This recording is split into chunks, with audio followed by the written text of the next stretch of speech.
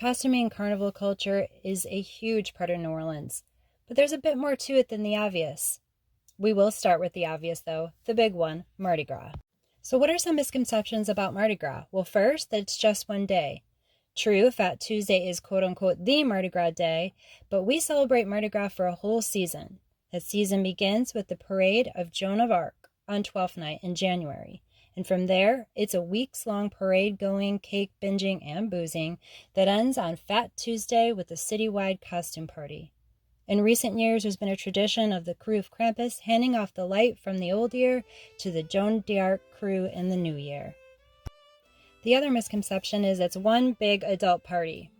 The idea that Mardi Gras is one big drunken naked fest is certainly one perception, and some of that does go on in the quarter and some of the grown-up night parades. But there are several events and parades that are less raucous, especially the day parades. Day parades include a variety of themes, including the Crew of Barkus. This is a parade specifically for dogs and dog owners, and they addressed a theme. Last year, the theme was Barkingham Palace. Those are misconceptions. What are some traditions? Well, of course, we have to start with Crews with a K. A crew is a social club typically revolving around Mardi Gras. When first founded, they operated like secret societies, including unsavory activities. Hence the mask. Today, crews are more open, but it's still illegal and enforced to remove your mask while riding. Another tradition, of course, floats. Crews may spend an entire year crafting custom floats. And typically, most folks are coming to the parades to see the spectacle of the floats or receive throws. So what are throws? Free presents. No, really. The throwing of trinkets to parade crowds in New Orleans started in the 1870s, but it's a tradition that can be dated back to Romans and Europeans both. While the beads have become famous to visitors, most locals favor catching those signature throws that many crews make, from bejeweled mirrors and sunglasses to sparkling shoes and goblets. The tastiest of traditions is the king cake. This cinnamon coffee cake confectionery is a tradition that comes from the Feast of Fools, where cake was handed out and a king or queen for the day was chosen by whoever found the bean in the cake. Mardi Gras being Catholic, this has morphed into a token of the baby Jesus, but now whoever finds the token has to buy next year's king cake. Oh, it's considered bad luck to eat king cake outside of carnival season, so don't eat it outside of season. This next tradition is a huge one, our brass bands and dancing.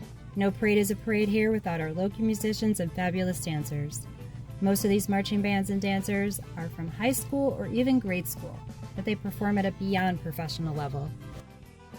A few lesser-known traditions definitely worth looking into include the Mardi Gras Indians, Black New Orleanians who began a tradition of dancing in local dress in honor of the local nations that aided them, and the flambeaux.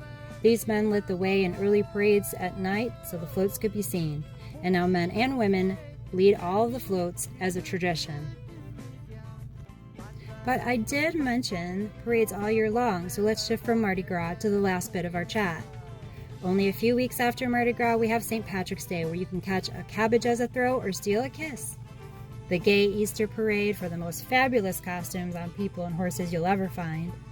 And then for creepiness, the crew of Boo and Swampus at Halloween time.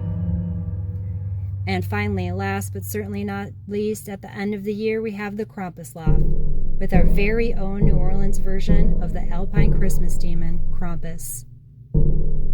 There's so much more to New Orleans costuming and parade culture that can be covered in just one video, so definitely make time to do your own exploration.